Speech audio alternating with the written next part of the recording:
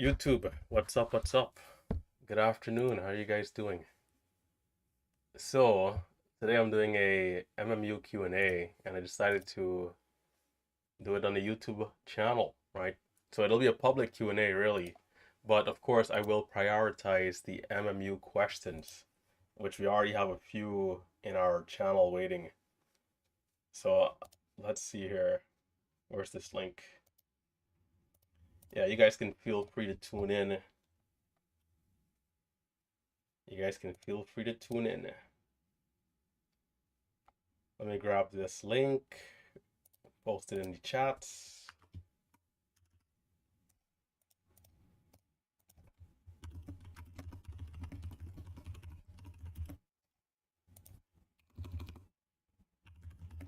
It's been a long time since I did a Q&A on the actual channel. It's been like months.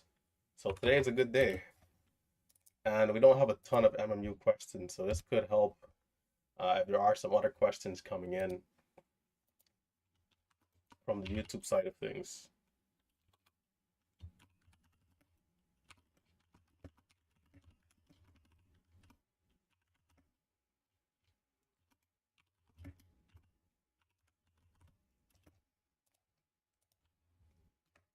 All right, that looks pretty good. Big Steve, how you doing, man? How's the traveling? How's the traveling?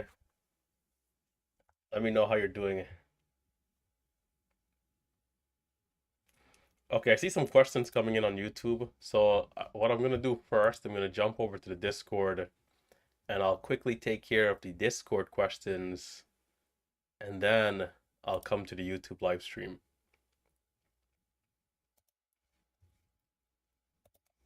Okay, looking good.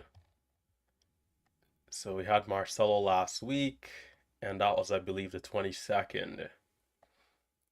So the first question I'm getting from Discord is, can you explain liquidity and how it affects a stock's movement? Also, I hear people talking about liquidity levels. Can a stock flip back and forth from liquid to liquid at different price levels? So liquidity, right, is just essentially volume, right? Volume and how that corresponds to a stock relative to its float, right? Or let's say shares outstanding. You have a stock like Tesla versus a stock like, APLM here, right? They have two different levels in the float. And the float essentially has a lot to do with supply and demand, right? The shares available to the public. How many shares are available for the public to trade, and what is the catalyst, right? What is the news? What is the headline? That's what usually brings the volume. And essentially, the volume, aka then becomes shares, and then that's what liquidity is. Us, the buyers and the sellers, the ability to be able to get in and out of a stock quickly and get the fills that you desire. That is what liquidity is. So being able to get in and we talk about good liquidity, essentially tight spreads, right? Good volume. Like APLM, we look back at a stock like this from Friday, 2 million shares of volume per 1 minute candle. That is pretty decent liquidity there. Compared to pre-market, let's go back a little earlier pre-market. We'll see the volume kind of, around 5 a.m., let's say, just 40,000 shares, 28,000 shares of volume per 1 minute candle. So sometimes it'll be a little bit more difficult to get in and out of the stock if the liquidity is low, if the volume is low. So that's the first question we have here in Discord. There's another question. Let's see. What does this mean? Stuck all day. So let me pull over the let's pull over the Discord here. For those of you tuning in on YouTube, hit that thumbs up. How are you guys doing? How are you guys doing? Settling down, ready for tomorrow. Big Steve. We got Dash in the building as well. So there's a diagram here from Leslie. Was INM halted for the entirety of the day? For some reason, my E-Trade and my DAS platform would not open. Yeah, I do not have, well, it's Sunday, so nothing is going to be moving, of course, but what day was this posted? The 24th. This is a few days ago. I don't think this stock was halted all day. I don't remember this being like a wide, like discussion in the chats. This was Tuesday of last week, so we have to go back a ton. The volume is pretty. Hold on. Wednesday, Monday, Thursday, Tuesday, so that'll be this day here. Yeah, the volume was pretty low. Yeah, but this question here, you know, it's kind of difficult to answer, being that, there's not a ton of context, but there's a level two here. It seems like it's a halted level two. Um, a good site to use, by the way, if you want to know exactly what the halt code is this NASDAQ Trader Apex. I'll post it here. This is a good website. I'll post it in the live stream as well. But this website here shows you all the halt codes. So if you guys are not familiar with halt codes, you know, each stock when they're halted is given a specific, or let's say it's listed in a specific category, and each category has a different meaning. And you guys can look them up on the NASDAQ websites, but there's a ton of them, really. There's a ton of them, but the most common ones that we'll see are LUDP, limit up, limit down, or code M, volatility. So this one here, for example, T12 on October 27, 2023, FRGI was halted. T12 halted for information requested by the NASDAQ. So this stock, let's check it out. FRGI.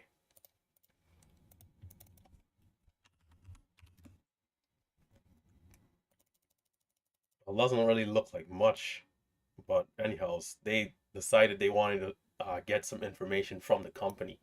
So the SEC, the governing body here in the exchange, they have that power. Like if a stock is going up too much, they can say, "Hey, why is this stock going up?" Because from our perspective, it should not be going up this much, literally.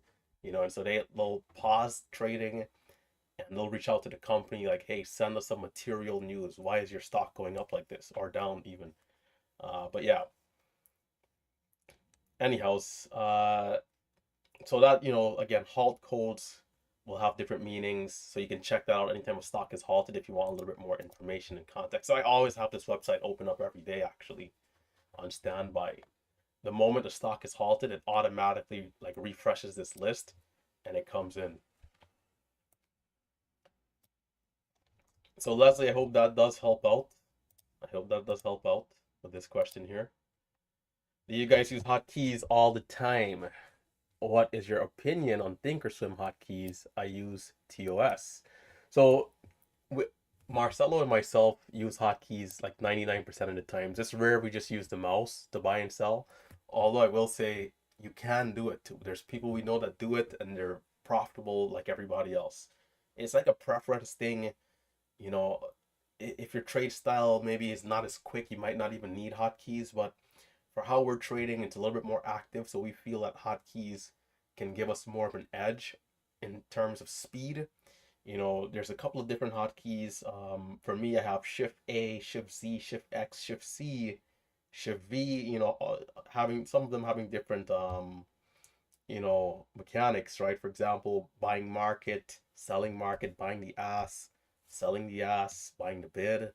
But you want to do something that's comfortable. Some people have them set up differently. Maybe they have Shift F1 or Tab F1, Tab 1. There's usually two keys. That way, you don't have like mistakes. In case your cat walks on your keyboard, it just doesn't buy everything by hitting spacebar. But yeah, we use hotkeys. We think they help out with quickness and just speed in general.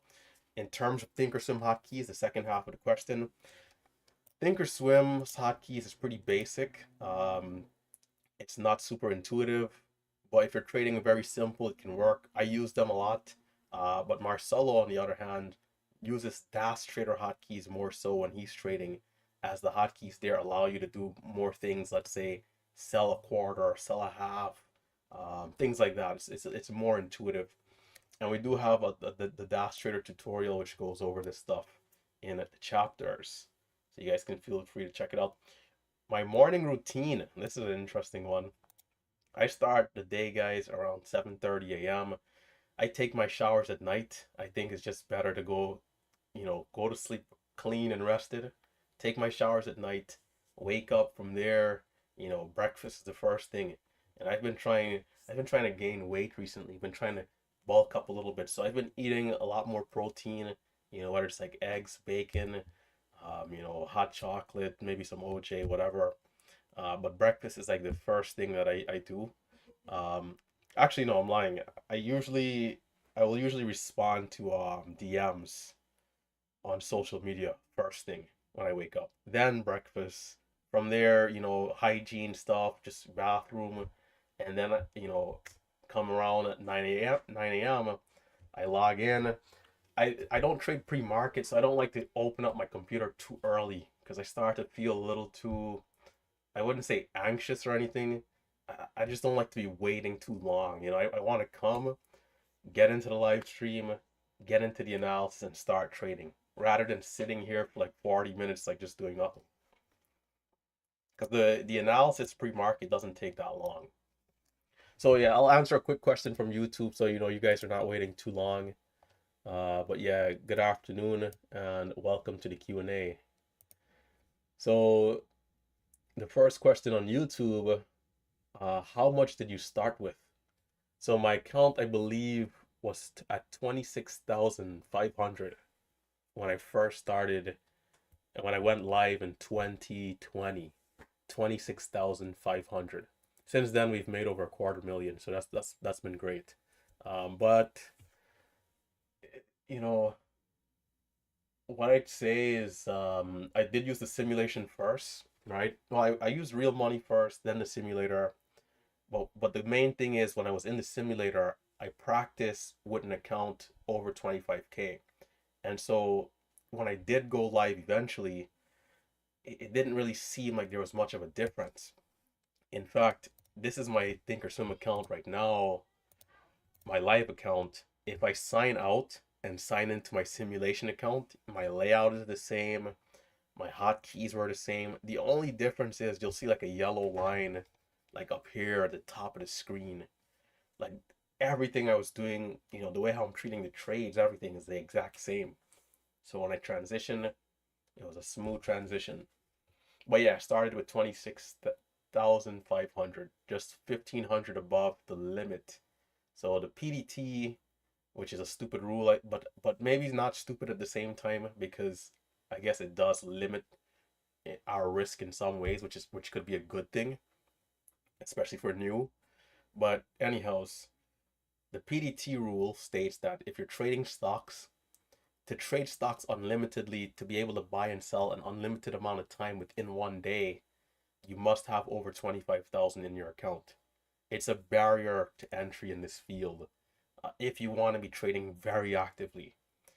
Is it necessary? No. Has people been able to grow small accounts? Of course.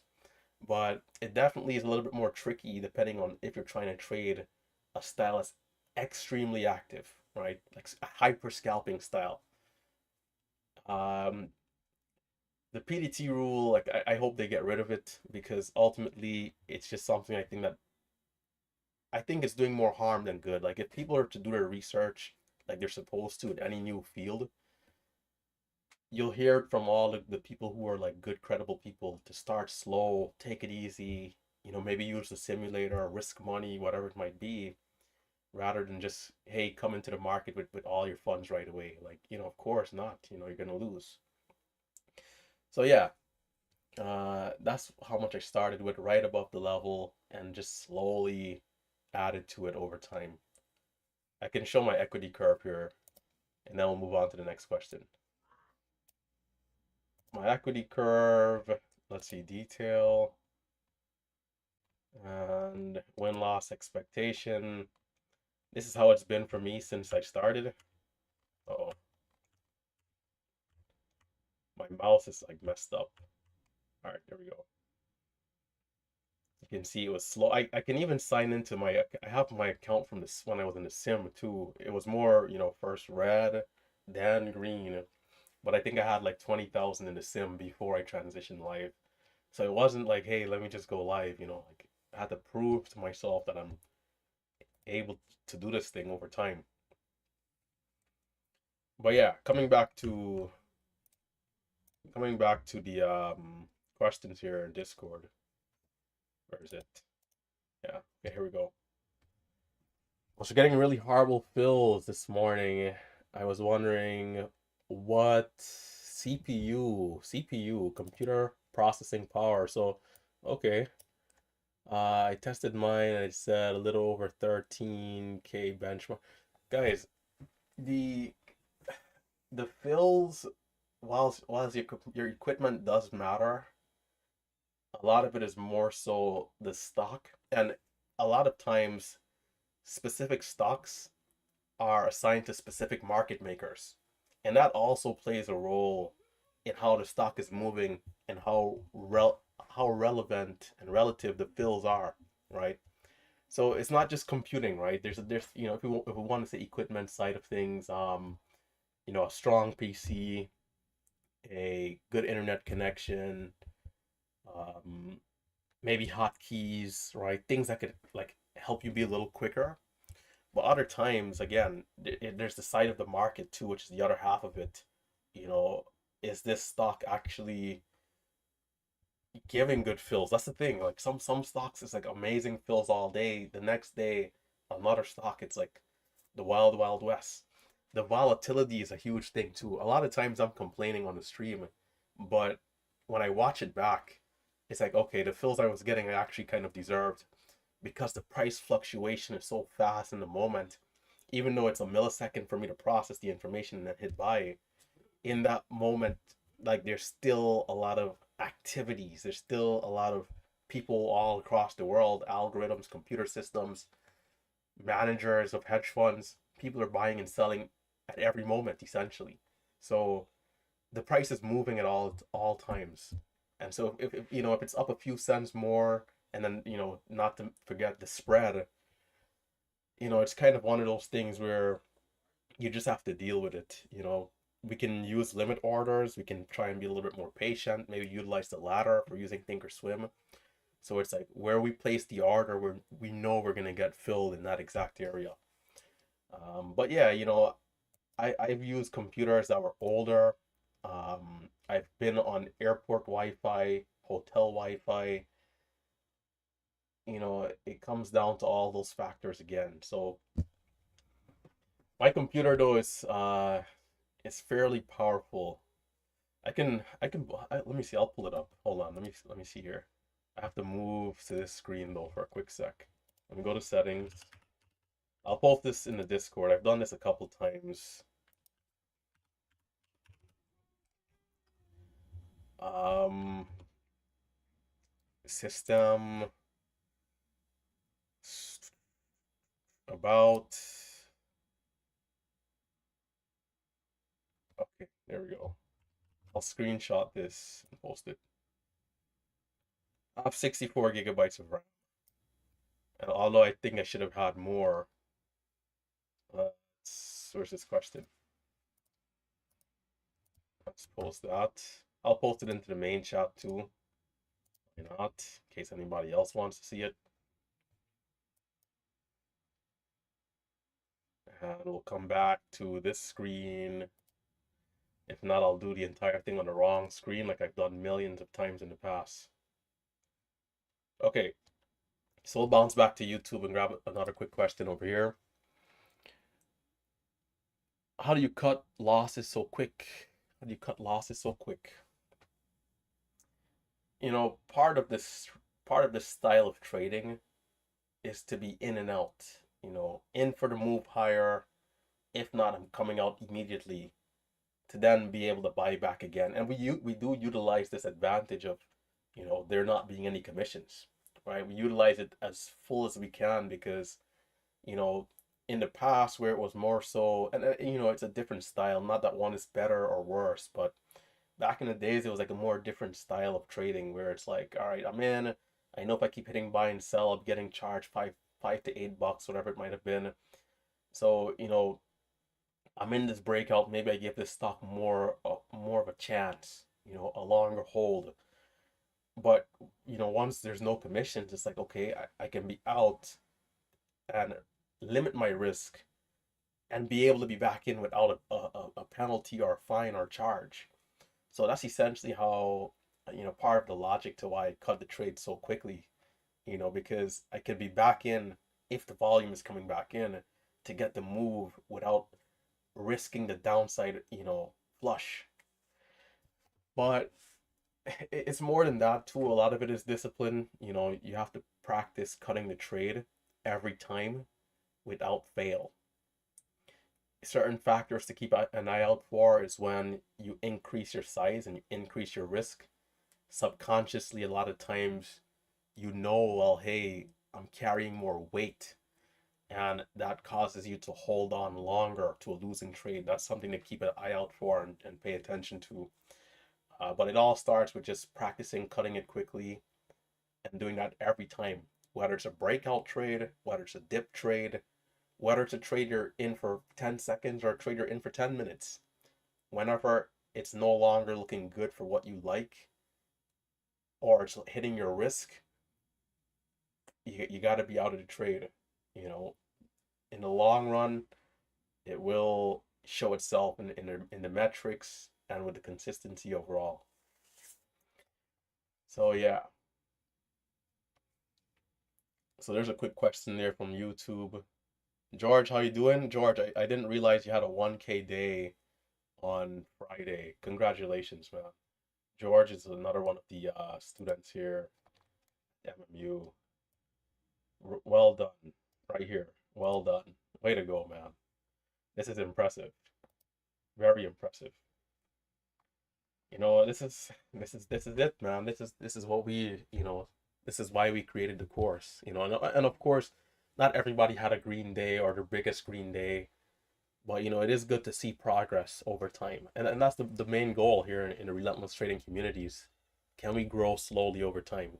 It doesn't have to be by today, next week, next month, but after months and even years, can we slowly increase?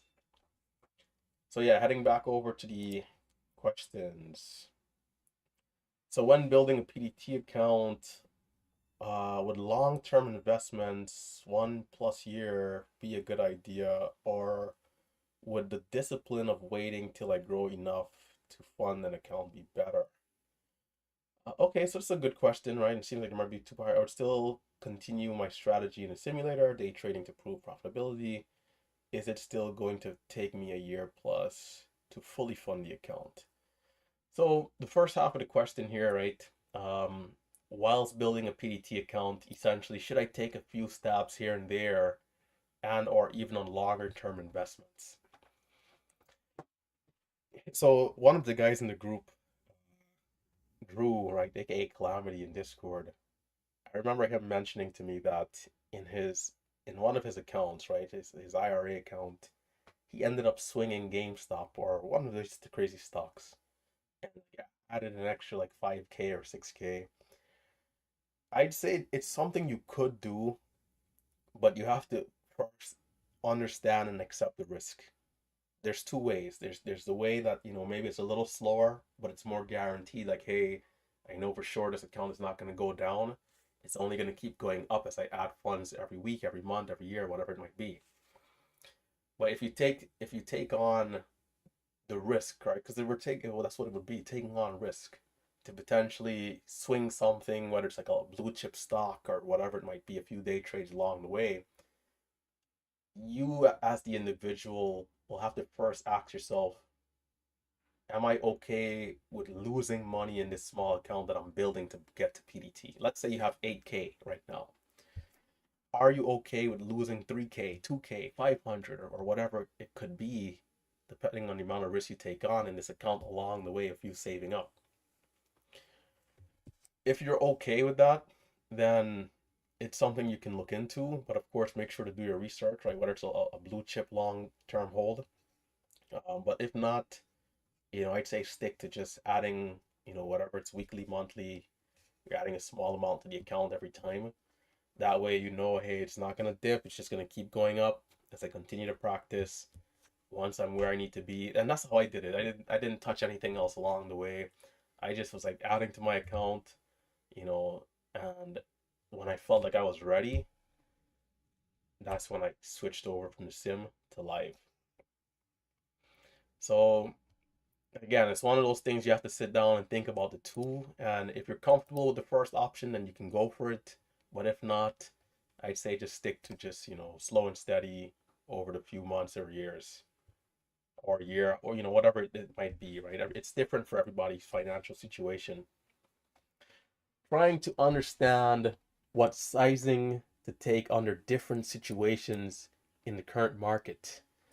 I know every trader has different strengths and weaknesses, but what's relative size, less slash more, you take based on risk, reward, and why. High day breakouts, dip trades, stocks on pullbacks, wick reclaims, opening bell 1 minute, this is probably one of the riskier areas, this and halts. But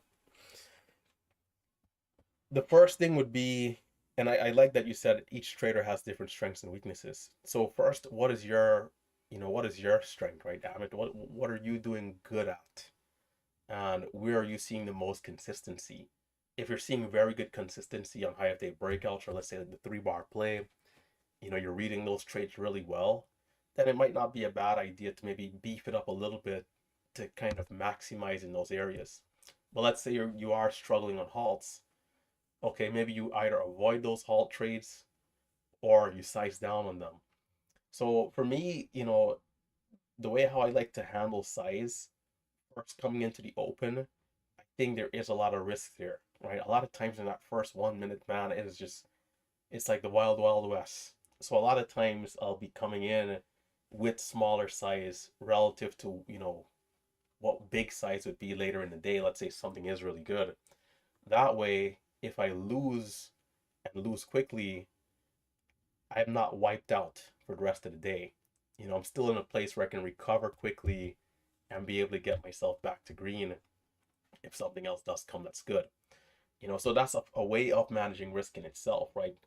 Looking at a situation, determining what share size is good. And so, if a stock seems too volatile, and this is why it's good to focus on yourself as a trader, right? Don't worry with what anybody else is doing. If a stock seems too volatile, it's up and down, but you think, okay, you can still get some opportunity, but the risk is very real, then you size down. You size down, hey, you know what? I don't want to have a huge wipeout loss.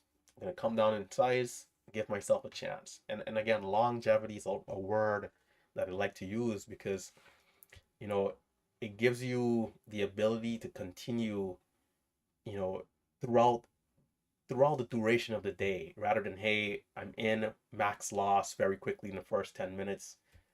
I got to stop trading.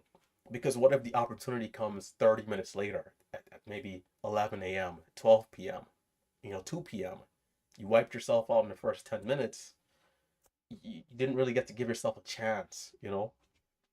So if the situation seems too risky, you yourself can deem this, hey, it's too much risk. I'm going to come down in size, help mitigate and manage my risk, and give myself a chance. You know, and there's different situations. For example, maybe you're green a certain amount on the day. The momentum may be slowing down, but you might think there's still a little bit more opportunities left.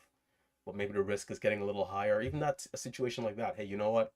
I feel very good about this day, but I want to continue to trade. You bring down the size a little bit. If you do end up getting caught somewhere in the process, you don't wipe out your gains. So again, depending on where you're seeing good consistency, you can increase the risk a little bit. And where things are not going so well, you can ease off. Wait for the market to reshuffle and the momentum come a little stronger maybe on those areas.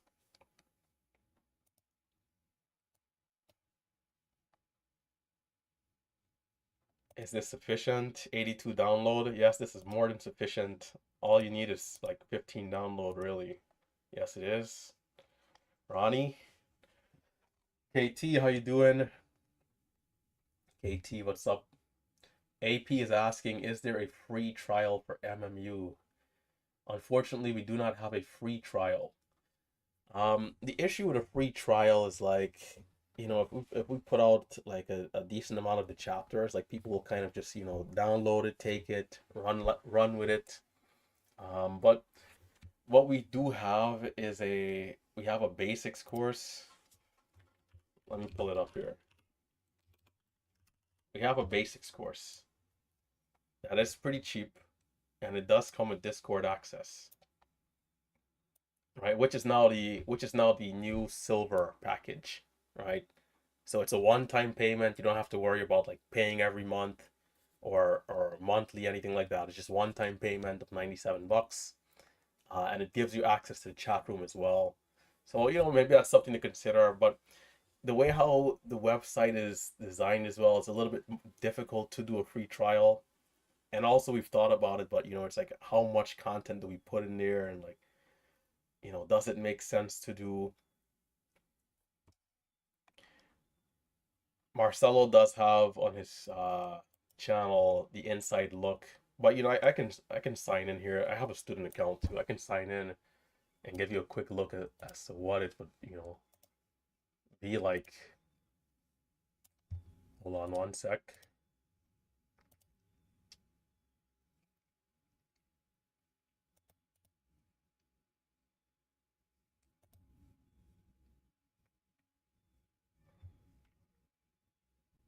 And you guys can also check out Tim's wait, let me make sure this thing isn't going to show anything. I don't think it is. Tim's archives as well, which also does come with the basics course. Yeah, I don't think this is showing anything. Yeah, so we can pull this up. Yeah, but this is what it looks like on the inside, you know. So if you guys have never did any like online classes, you know, it's video format. You know, Marcella and myself, we take turns going through different chapters, different topics. You know, so he'll cover some topics, I'll cover some other ones, and we go back and forth throughout the entire thing. So as you go through, it'll track your progress, and we can see the students' progress too. We can see who's really serious in going through the classes, pacing themselves, whether it's you know, a few videos a day, a video a day, depending on their availability and the time that they have. But yeah, if we click, you know, we can click on anything, right? There's one I have in mind. The introduction to candlesticks, if I can find it here. No, let's go back. It's before market orders or orders, marketable limit orders.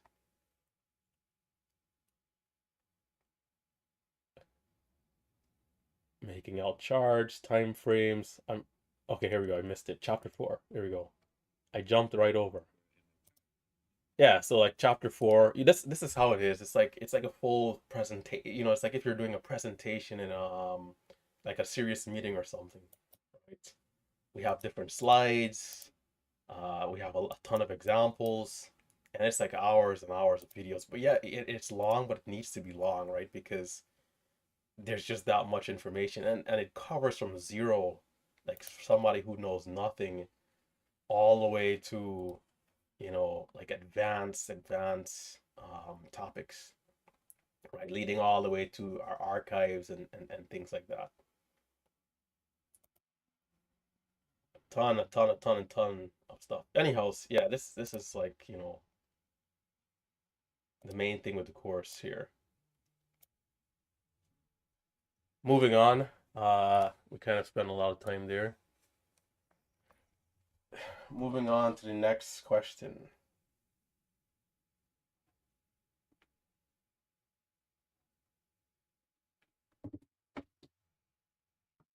Back to Discord. Where's the Discord? Where is the Discord? Okay, here it is. Q&A.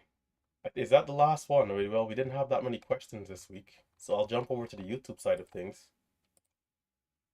We've been doing these weekly, so we catch up very quickly.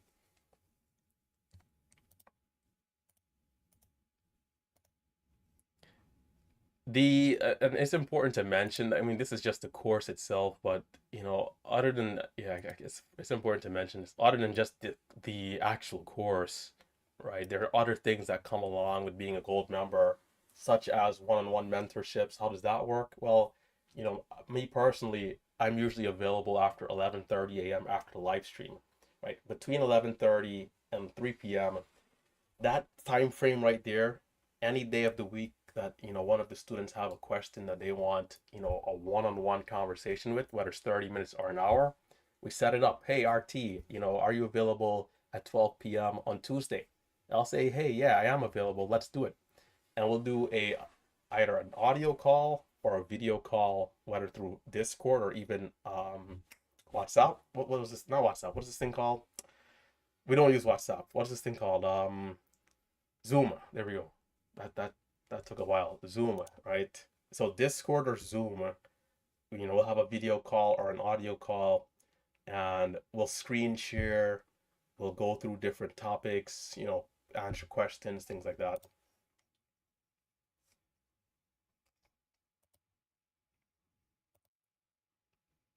So I can pop this out, put it over here. Let's go like that. Maybe make this a little longer. KT, man, shout out to KT, right? One of the long-term members here in the community. Thoughts on Thinkorswim level 2? Does it have lag, or do you think it's pretty smooth? I don't think it's bad. The only thing I don't like about it is that the depth isn't in different colors, right? If it was color coded, I would have preferred that. But it's not bad. It's there. It's free. It's part of the platform.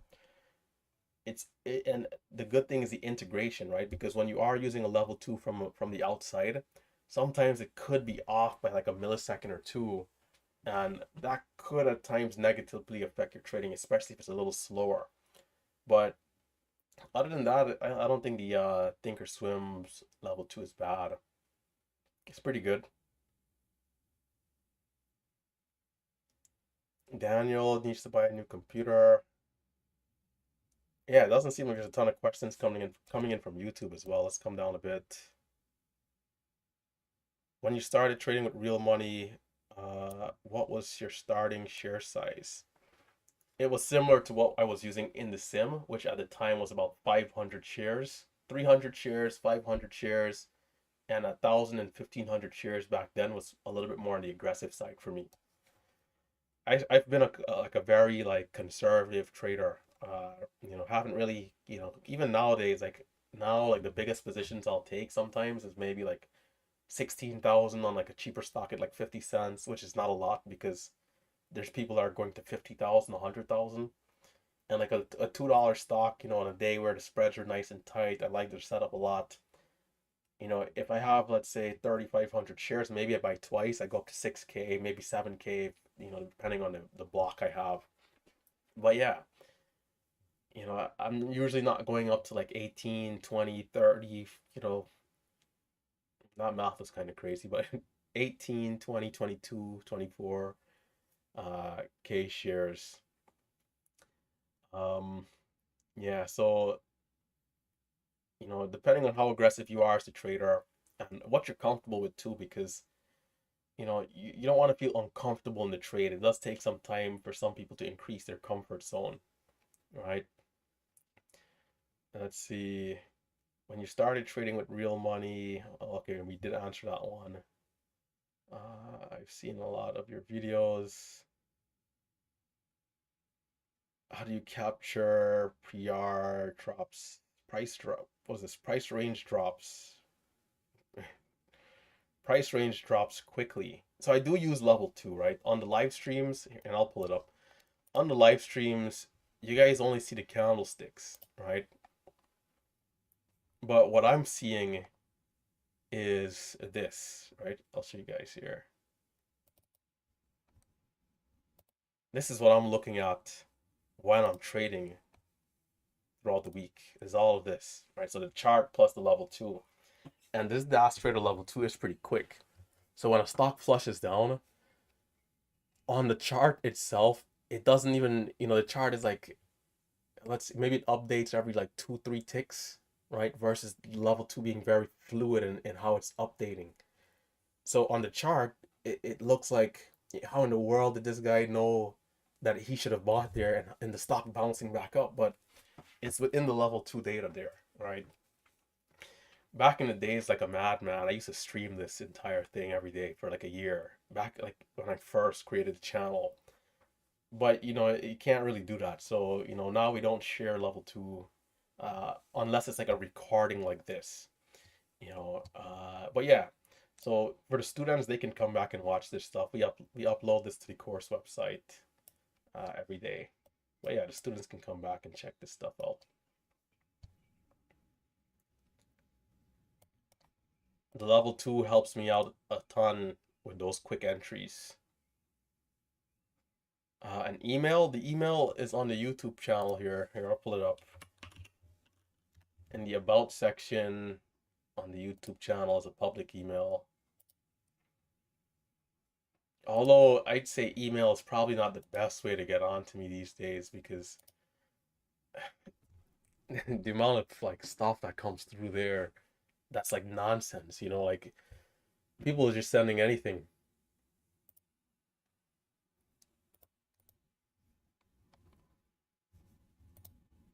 Yeah, in the about section, there's a public email here. So if you go to the YouTube channel, go to about, and there's a button that says view email. This email right here you can use for public inquiries, or even questions. But I'd say that for questions, the Discord is the best place. I prioritize responding to the Discord over any social media or even emails. Where are we at? Is Das working with TOS, placing orders for you? I got a message recently from someone saying to talk about this, like Das and I believe, yeah, Twin sent a message. I don't really place my orders through Das, so I have to talk to Marcelo to see if he's having any issues. But apparently, if your account is being transitioned, you may not be able to place orders with them for some time until maybe Das upgrades their back end with Schwab. That seems to be like the issue right now. So just keep an eye out, and be careful if you are using Das Trader. Just remember. But for me, I only visually look at the level 2. I don't place orders there.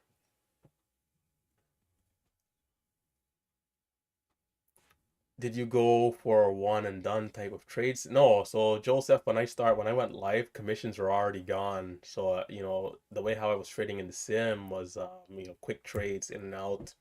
Once I did go to the live account, same thing. What I was practicing in the sim was the exact same thing that I was doing when I went live. And I think that is pretty important to have that like consistency and continuity there, because you know the strategies are so delicate, and changing certain things can like mess you up, you know?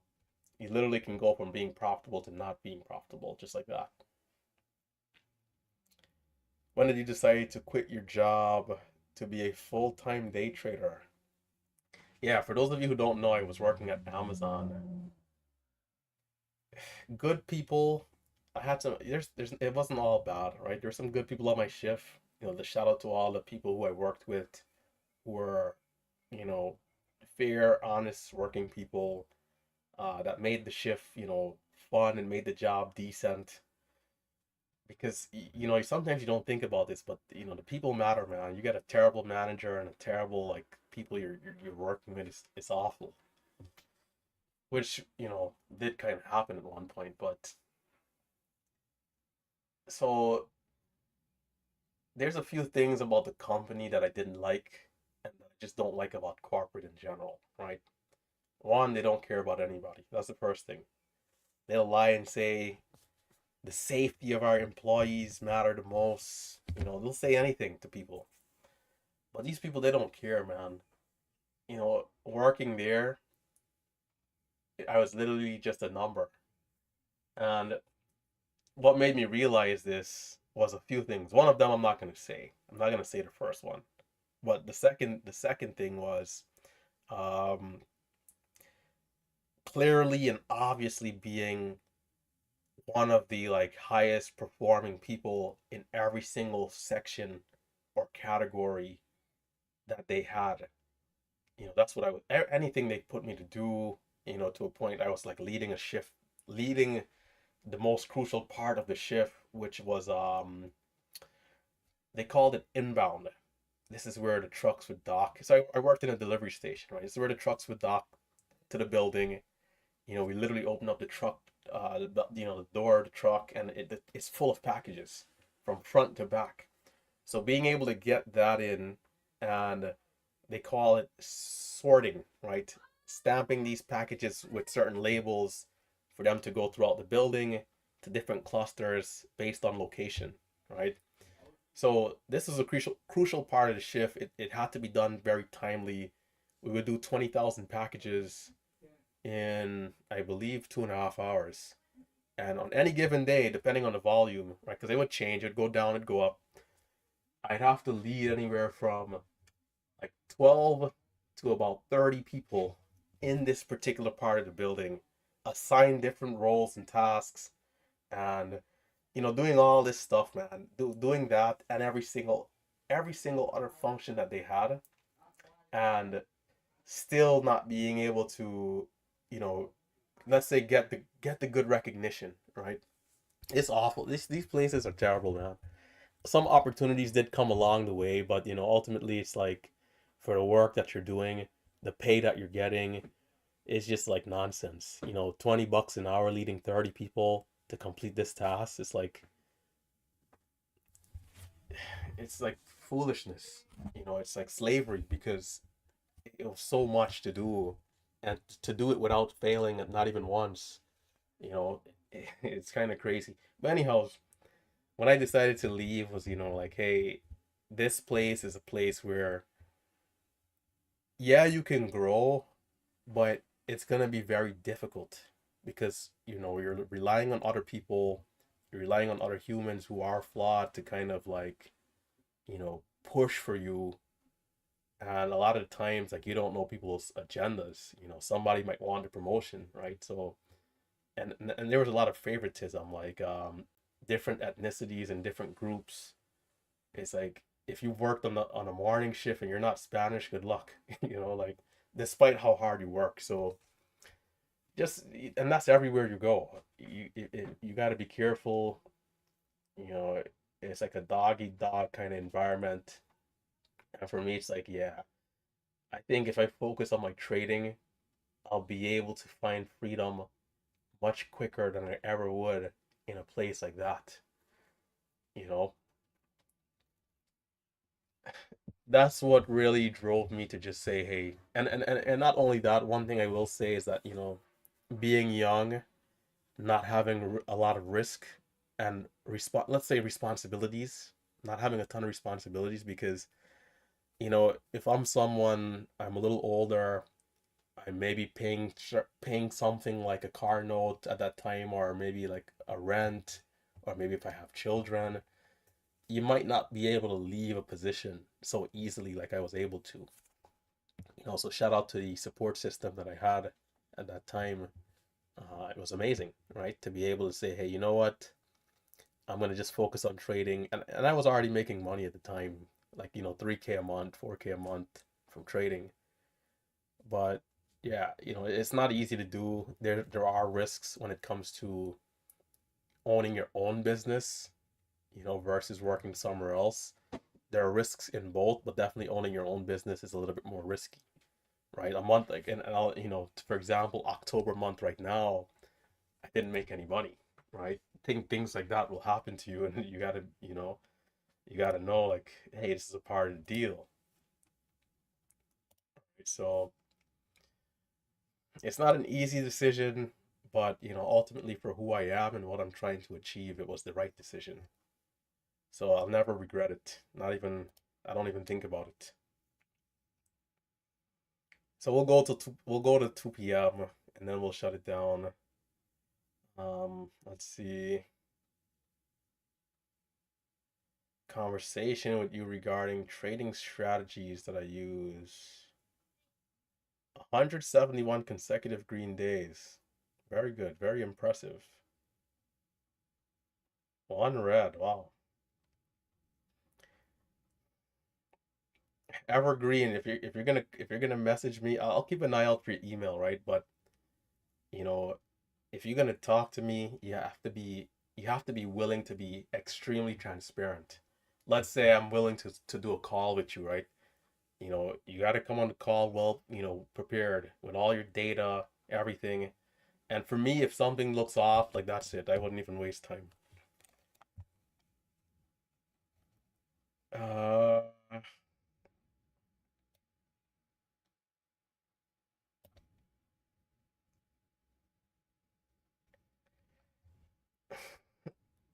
Fonzie, you're still working there. Are you in sortation or are you delivery station or are you in corporate? They're good job, like they have good careers, right? Don't like Amazon is a huge company, right? And I don't want to make it sound all bad, and that's why I started off by saying, if you have a good, good people you're working with, and you can enjoy what you're doing there depending on what you're doing. There's certain things that are awful to do, but there are some things that are not so bad, right? There are pros and cons to being in that type of environment. And as mentioned, there's corporate, right? If maybe you're some sort of like analyst or software engineer, I mean, there's a ton of positions. There's people that will do the like trucking side of it, right? Like the CDL drivers. There's people that will do like in terms of like ownership at those levels with the vans, right? Because they outsource those vans for liability reasons. Those blue vans, those are like I forget what they're called, the exact term, but it's like smaller cells, right? People like myself or you, that might have an interest. Maybe you have some cash on the side. It's a business you could potentially start up, but you definitely will need some reliable drivers.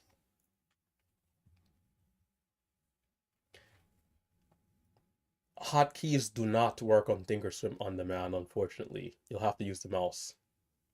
Hotkeys does not work on Thinkorswim on demand. I want to meet you and show you I'm in LA. So for me to ever meet anybody, there has to be a couple of steps. So again, I'll have to talk. Like there's a guy that was reaching out to me. There's been a million people, like, people who wanted to invest in relentless trading. I mean, there's been everything, right? But there has to be a process. I'd never just go meet somebody, right? So we have to talk, a few conversations, a few calls, a few video calls. Everything would have to seem good for me to even say, hey, let's do it. It seems like I'm all caught up.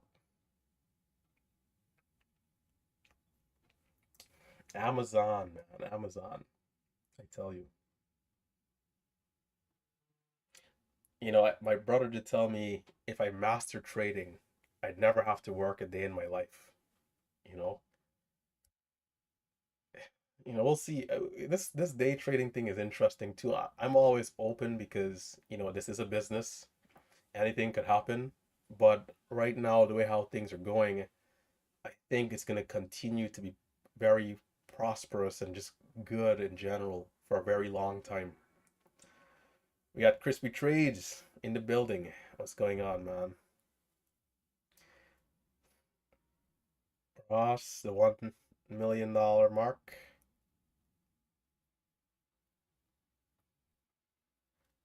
I, I haven't really been talking about a lot of other like traders and YouTubers a lot, but for me, you guys know, man, there's a lot of respect for these big traders, whether it's a guy like Tim Sykes, humble trader or WT. They're great traders, man. And I think right now, if any of their gains are down, it's because they're probably not being aggressive. You know, there's no reason why I should have a more aggressive year and then, you know, people like that don't, right? Or I'm not saying they have to do like crazy record numbers, but it comes to a point where like the money might not mean anything anymore. I know that's hard for a lot of us to like comprehend, but you know, we can only speculate, right? Unless we're in these people's office with them and during these meetings and we're their accountants, we'll never know, how much money they're really moving and and have. But you know, it's probably to the point where it's like, yeah, whatever, I'll trade. You have to love it though. I think most of the people here in the community do love trading. It's why they shop every day. But you know, it's like whether you make 500,000 this year or 1 million, to some people where they are in their life and their careers, it doesn't matter. So they don't go crazy. You know, that could be the case. That would be my guess, but I could be wrong, right?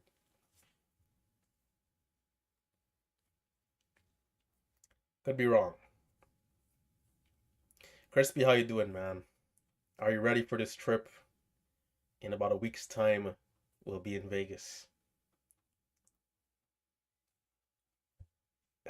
Yeah, there's some, but a lot of respect to these guys, man. I mean, I don't know everybody, like, I don't know any of them really on a personal level, but looking in from the outside, I mean, you got to just respect what they're doing, whether it's like even Ricky, Steven, even guys like Clay Trader. Another guy that I really like is Beginner Trading. He has about 100K on YouTube. Really cool guy, growing his channel, doing his thing, covering like a lot of market data. Really good guy.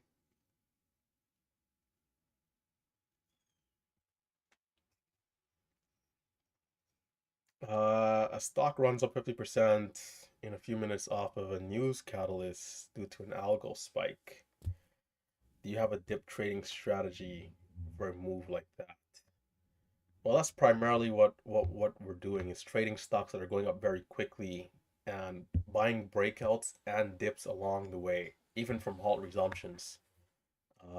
Whether it's a longer hold pullback on the 5 minute or quick micro areas on lows, stuff like that. Like those short pullbacks on the level two or sub, 1 minute time frame. The end goal, the end goal, the end goal with trading, the end goal. 5 years ago, I wouldn't really have been able to imagine myself doing this how I'm doing it on this level. I always knew, but back then I was much more intertwined with like having a normal job. Like that was something that was in my head. Like, yeah, I'm gonna have a normal job forever because that's what everybody's doing, right? That's like 99% of people is just a normal job. What doesn't matter the industry, the field, the sector. So, when it comes to like the end game, I feel like as long as I continue to be responsible and do what's right with money, I shouldn't really have problems. Um, the moment I become irresponsible with money and reckless is when I'll have issues. But I don't see myself getting there. Even right now, like right now, it's like, there's certain things that I'll notice with myself, like, okay, yeah, I have to cut back on doing this because it's just totally unnecessary, you know? And it is very important to be investing, especially like how I'm young right now. And so I am doing that, right? Like longer term investments. Because, I believe, I believe in this country, right?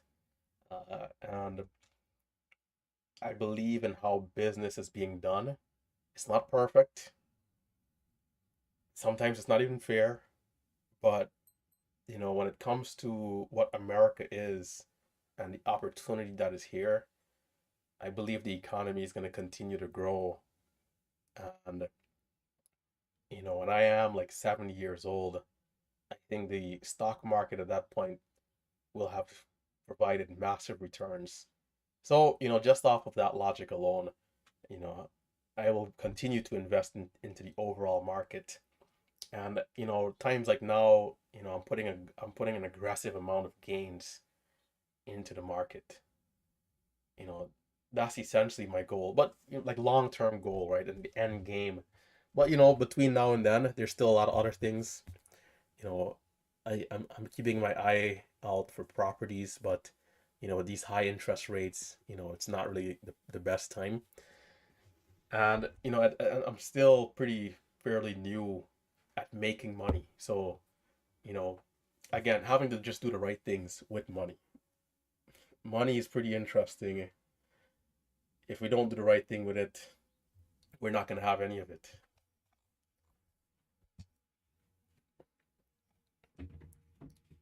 Monday, hunger for Monday. So I'll shut it down here. 2 p.m. is coming up.